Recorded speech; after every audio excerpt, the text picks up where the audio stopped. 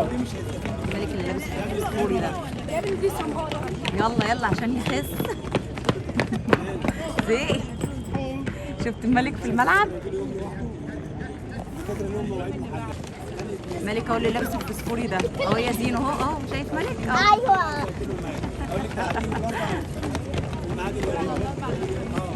قول لي هو ما ينفعش تغيروا لي التدريبات ديت؟ انت يا ابني اطلع بره. بيهلك.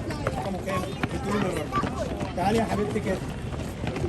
تعالي عشان ما يغلطش. من العربي والانجليزي. زين اللي بيقف بيخرجوه بره اللعبه. بص المدرب بيقول لهم ايه؟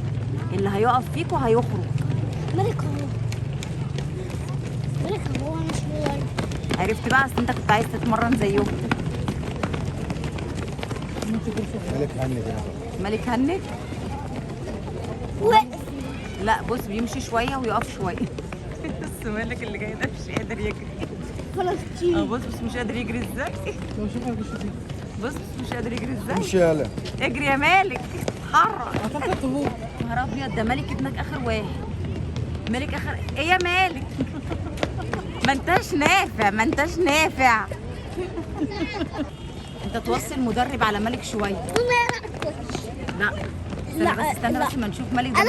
مالك اخوك ماشي لوحده من غير حد. هو اول واحد اهو.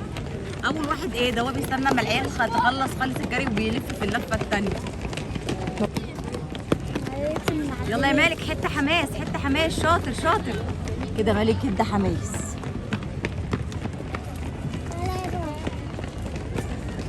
والله العيال بتتعب.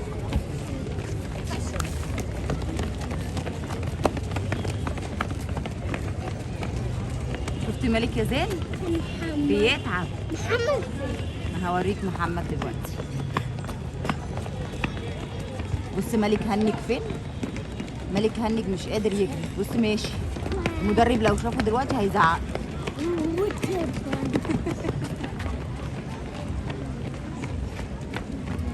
يا مالك يا بروتا.